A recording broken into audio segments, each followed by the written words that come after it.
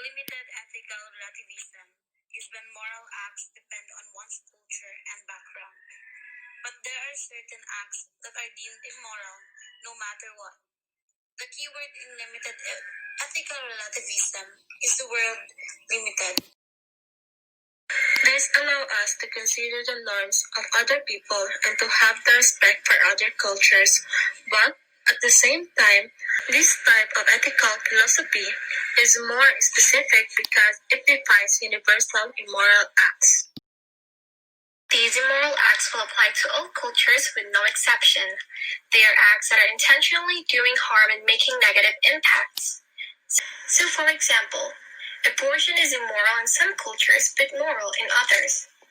They will not be considered as a universal immoral act because rational and reasonable arguments can be made on both sides and why it is considered immoral or moral. Now, on the other hand, a universally immoral act would be torture. Maybe in some cultures, torture is considered moral because they do not view it as torture necessarily, but it is still harmful to the person that is tortured. There will be pain and suffering involved, hence making negative impacts. Just because it is acceptable in someone else's culture does not make it necessarily right. This is the main principle in universal immoral acts.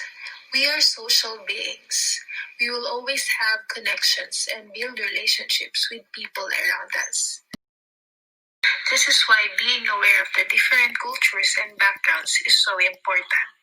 To live a good life means spreading positivity in a productive manner. By respecting each other and what we believe in, we can communicate and connect better. We want to intentionally be kind and give regards to others because that is the way to make positive impacts. So, to live a good life means making a meaningful impact on someone else, doing good for others, and taking care of oneself. Furthermore, as dynamic and social beings, it is essential to be respectful towards one another and strive for growth. This is what makes us human, our interactions and connections with other people, and how those connections could instill growth in each other.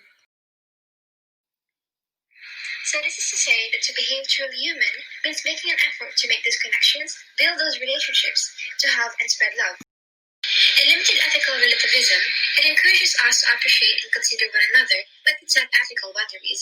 We will push each other to become the best version of ourselves through moral acts, and in the end, we will all benefit, for we could become the person we are all capable of being.